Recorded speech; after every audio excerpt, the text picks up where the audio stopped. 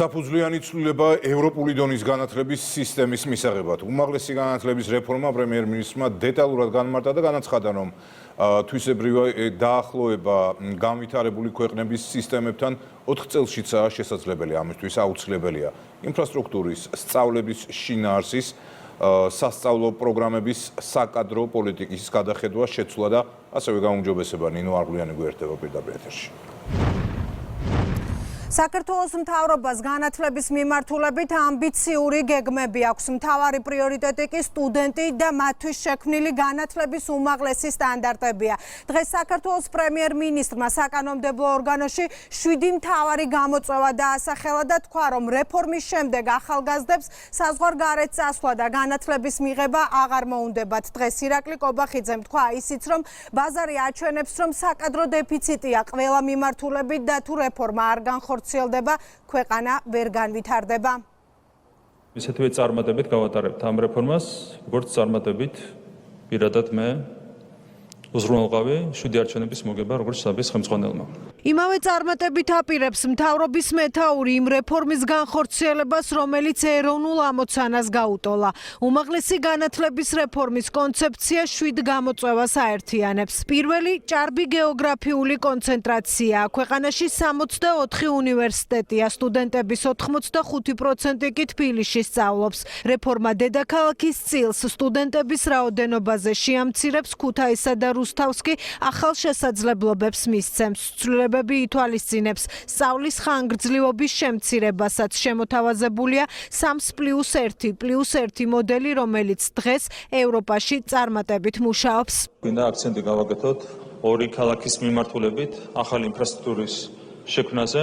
ეს არის ქუთაისი და ეს არის რუსთავი. ასევე გვინდა რომ განავითაროთ რეგიონული უნივერსიტეტების რესურსები ყველა მიმართულებით, მათ შორის ინფრასტრუქტურა. ვფიქრობთ, რომ სადღაც 60%-ამდე ჩამოვიდეს თბილისში სტუდენტების წილი. საუკეთესო შესაძლებლობების მქონე, უნარების მქონე ახალგაზრდები მიდიან სხვა ქვეყანაში და რჩებიან სხვა ქვეყანაში.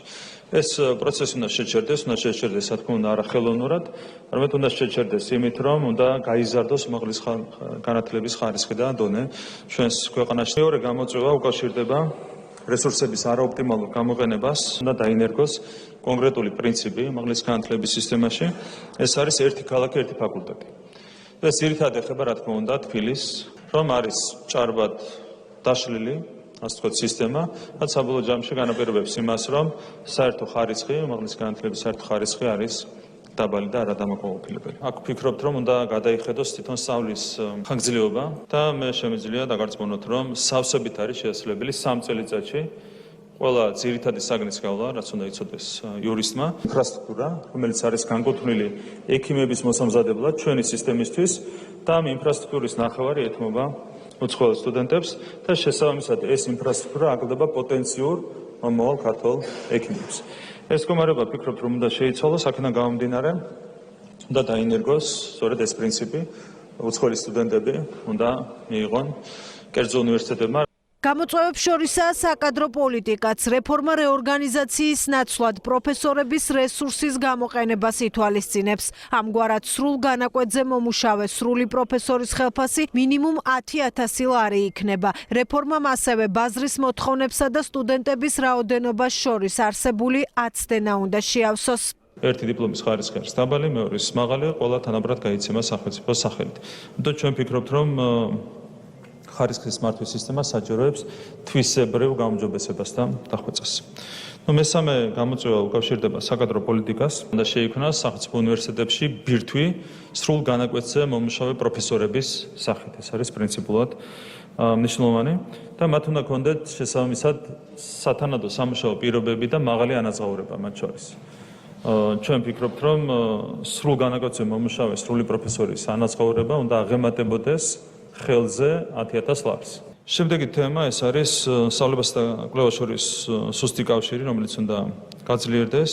თუ ჩვენ საკადრო პოლიტიკას და მთლიანად უმაღლესი განათლების პოლიტიკას გადავხედავთ, ვფიქრობთ, რომ შესაძლებელია რამდენიმე წელიწადში სახელმწიფოები შევქმნათ ყველა ძირითად საგანში, ყველა მიმართულებით. არავის არ გაანალიზებია დღემდე სიღრმისეულად, რამდენი იურისტი ჭირდება ქვეყანას, რამდენი ეკონომისტი, რამდენი ექიმი, რამდენი ინჟინერი და ამ შემდეგ. და შედეგად ვიღებთ იმას, რომ არის რადიკალური აცდენა სტუდენტების გამოშვების მაჩვენებელსა და შრომის ბაზრის მოთხოვნებს შორის. არ შეიძლება წინასწარ გაწიროს სტუდენტი დაუსაქმებლობისთვის.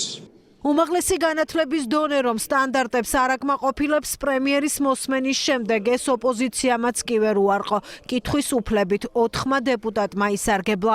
საინვესტიციო პროექტის მშენებლობა რამდენად ემთხვევა განათლების რეფორმის დამთავრებას და მოვასწრებთ თუ არა სპეციალისტების მომზადებას ამ მიმართულებით. გვაქვს დეფიციტი არქიტექტორების, ინჟინრების, მშენებლების ნაწილში. სერიოზული პრობლემაა, ეს ხარისხზე საისახება ხოლმე. ამიტომ ამ რეფორმის ფარგლებში ბუნებრივია განსაკუთრებული ყურადღება უნდა დაეთმოს ტექნიკური დარგების განვითარებას. და შესაბამისი პრიორიტეტები იქნება, რა თქმა უნდა, ცალკე გამოკვეთილი ამ რეფორმის განხორციელების პროცესში. როგორ იქნება ხელშეწყობილი საერთაშორისო თანამშრომლობა, რომელიც ნებისმიერი დარგისათვის და ნებისმიერი სპეციალობისათვის თანამედროვე გლობალურ პირობებში არის ძალიან მნიშვნელოვანი. ბუნებრივია, რათა შემთხვევაში პრობლემას არ შეუქმნის ეს რეფორმა გასულით პროგრამის პირიქით. როდესაც დაიხვეწება უმაღლესი განათლების სისტემა, ეს მისცემს ბუნებრივია სტუდენტებს კიდევ უკეთეს შესაძლებლობას მაქსიმალურად ჩაერთონ საერთაშორისო გასულით პროგრამებში. რეფორმის შედეგად როგორ უნდა გადანაწილდეს სტუდენტების რაოდენობა თბილისსა და ბათუმს, თბილისსა და ქუთაისს შორის? სწორედ შრომის ბაზრის ანალიზის საფუძველზე გადანაწილდება სტუდენტებზე ადგილები სხვადასხვა სპეციალობის მიხედვით.